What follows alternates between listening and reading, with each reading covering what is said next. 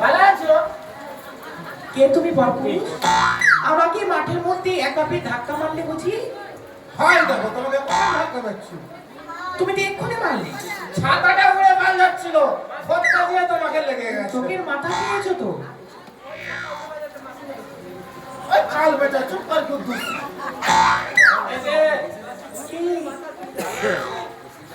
বাবা চিনামি জানেন বলি এই যে ভালো আছো, গায়ে উঠে পড়বে। আগো চিনার কি দরকার আছে? চিনি তো আছে। চিনি মিষ্টি, গুড় মিষ্টি, তোমার আমার মিষ্টি। পরিচয় বঙ্গদেশে বাড়ি আমার, শেখায় পরীক্ষা।